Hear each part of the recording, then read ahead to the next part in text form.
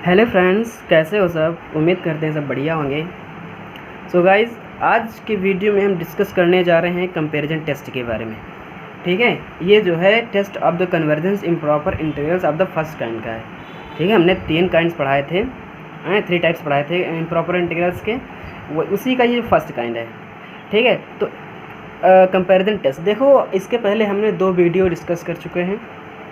अगर आपने वो नहीं देखा है तो सबसे पहले उसको देख लीजिए ताकि आपको अच्छे से समझ में आ जाए, है ना।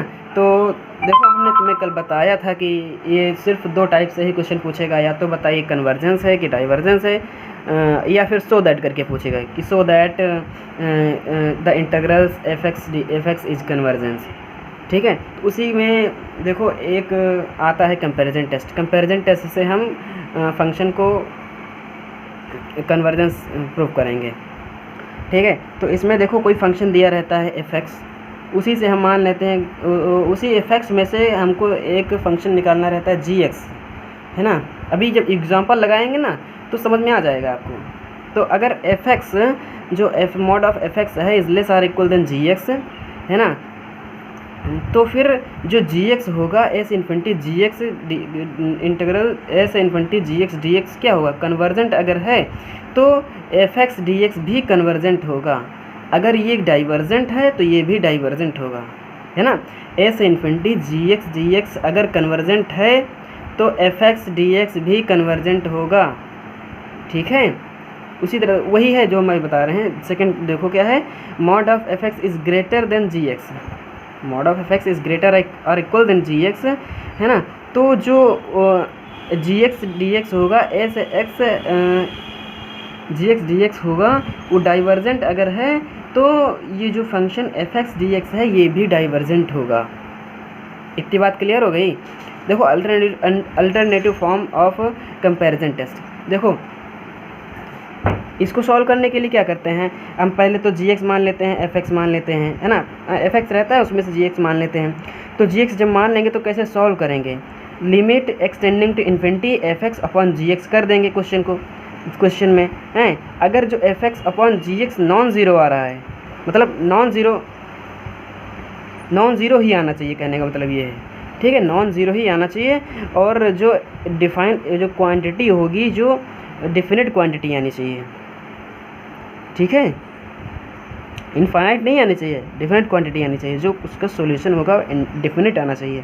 ठीक है, तो अगर इंटीग्रल्स जो होता है s infinity F x g x and s infinity ji x is either both convergent both divergent, यानी कि अगर जी एक्स, इसमें भी वही रूल है, अगर जी एक्स डी एक्स अगर कन्वर्जेंट है तो एफ एक्स भी कन्वर्जेंट होगा, अगर जी एक्स डाइवर्जेंट है तो एफ एक्स डी एक्स भी डाइवर्जेंट हो जाएगा। ठीक है ना। अब देखो यहाँ पे देखते हैं हम, यहाँ पे कन्वर्जेंट क्या लिखा है, convergence of the comparison integrals. ये देखो S infinity d x upon x की पावर एन, ये कंपैरिजन इंटीग्रल्स है। देखो थ्योरम क्या कह रही है, the comparison integrals s infinity d x upon x की पावर एन वेयर जो है ए ग्रेटर देन ज़ीरो हो। ये जो ए है, ए क्या है, यही तो है हमारी लोअर लिमिट। अगर ये ग्रेटर देन ज़ीरो है तो ये जो कन्वर्जेंट हो, और यहाँ पे एक कंडीशन और भी दी रहती है कि एन जो है ग्रेटर देन 1 हो। ये जो एन है ना ये 1 से बड़ा होना चाहिए, यानी कि 2x की पावर 2 होनी चाहिए, 3 होनी चाहिए, 4 होनी चाहिए, लेकिन 1 से बड़ा होना चाहिए। ठीक, तो कन्वर्जेंट होगा अगर ये कंडीशन फॉलो हो रही है, यानी कि ए ग्रेटर देन 0, ठीक है, और n ग्रेटर देन 1 तो कन्वर्जेंट होगा। a ग्रेटर देन 0 और n less or equal than 1 तो डाइवर्जेंट होगा। क्लियर हो गया ना इतनी बात। ठीक है, तो अब इस पर देखो हम कुछ क्वेश्चन लगा रहे हैं, जब क्वेश्चन लगाएंगे ना तभी आपको समझ में आएगा। देखो पहला क्वेश्चन क्या दिया गया है, सो दैट करके दिया गया है ना। ये देखो यहाँ पे, show that the integrals s infinity d x upon x under root 1 plus x square convergent. ठीक है ना, कन्वर्जेंट हमें शो करना है, सो दैट करके दिया गया है ना, मैं बताया था ना सो दैट करके आएंगे क्वेश्चन। और क्या दिया गया है, ए ग्रेटर देन 0 दिया गया है। ठीक है भाई, एक कंडीशन तुम्हारी फॉलो हो रही है, ए ग्रेटर देन 0। कैसे सॉल्व करेंगे? देखो इसको मान लेते हैं f x is equals to 1 upon x और 1 under root 1 plus x square, और इसका मॉड ऑफ निकालेंगे तो मॉड ऑफ भी वही हो जाएगा। उसमें क्या भाई, मॉड ऑफ भी तो वही होगा, x under root 1 plus x square हो जाएगा।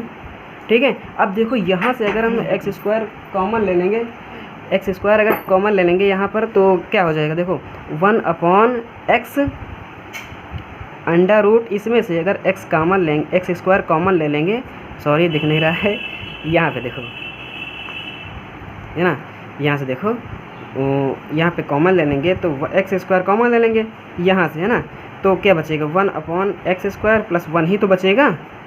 ठीक है, अब एक्स स्क्वायर बाहर आएगा तो एक्स के रूप में बाहर आ जाएगा, है ना। जब एक्स के रूप में बाहर आ जाएगा तो ये वाला एक्स और जो बाहर आएगा ये दोनों मिलकर एक्स स्क्वायर हो जाएगा।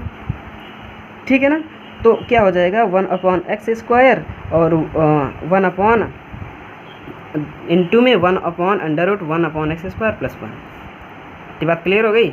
अब देखो ये जो फंक्शन हमारे पास निकला है इसी को हम मान लेते हैं gx। ठीक है, इसी को हम मान लेते हैं gx। तो gx इज इक्वल्स टू इतना हो गया।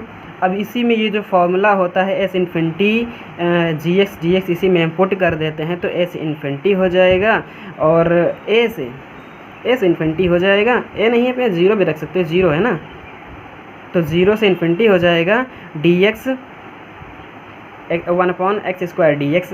अब यहाँ पे देखो हमने क्या पढ़ा था, यहाँ पे देखो n क्या होना चाहिए?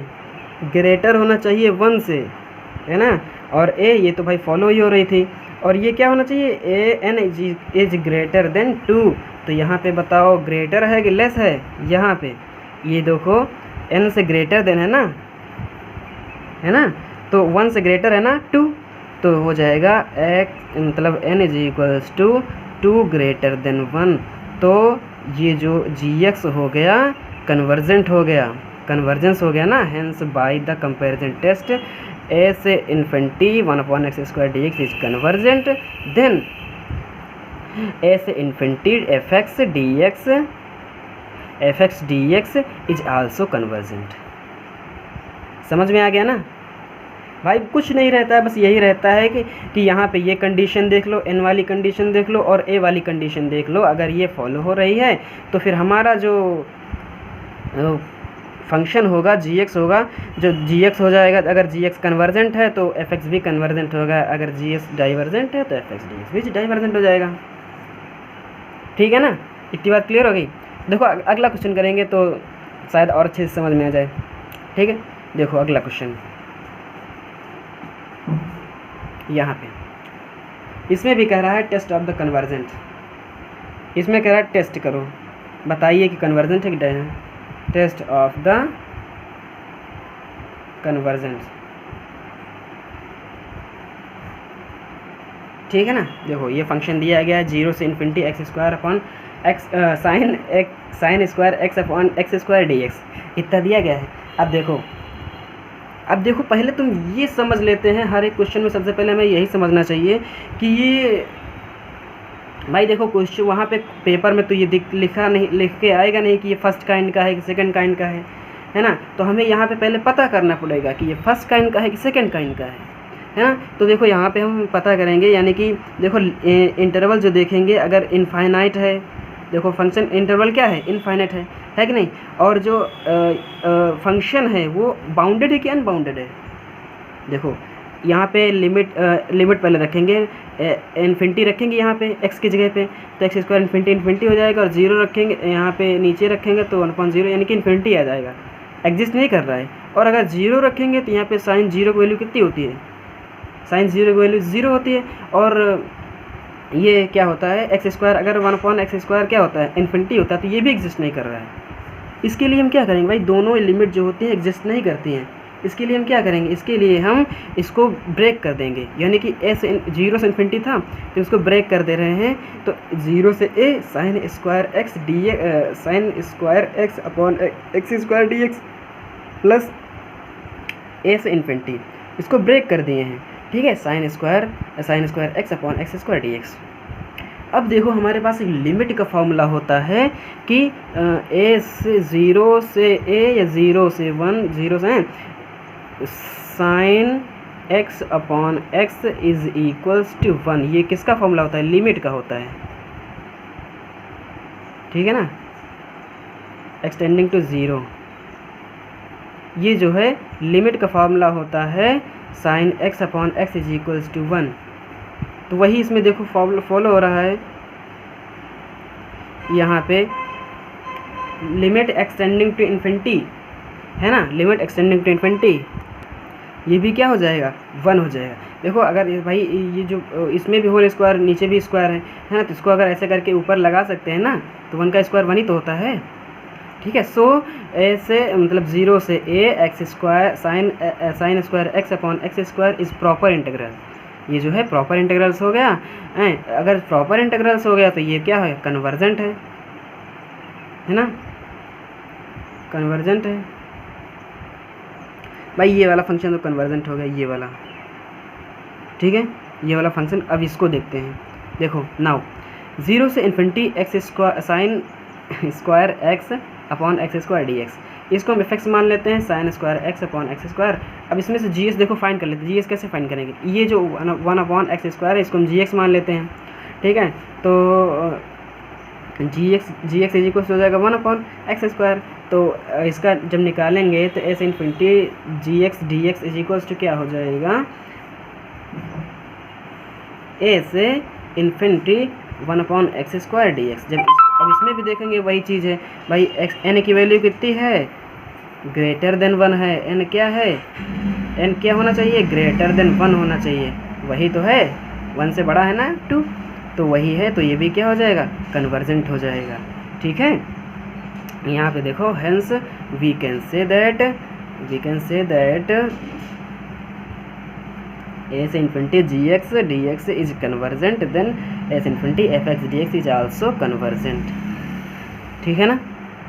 सो गाइज आज के वीडियो में बस इतना ही रखते हैं, मिलते हैं नेक्स्ट वीडियो में, तब तक के लिए गुड बाय। और हाँ, चैनल को सब्सक्राइब नहीं किया तो प्लीज़ सब्सक्राइब कर दीजिए, थोड़ा सपोर्ट कीजिए यार, और वीडियो को लाइक कर दीजिए, ठीक है, बाय बाय।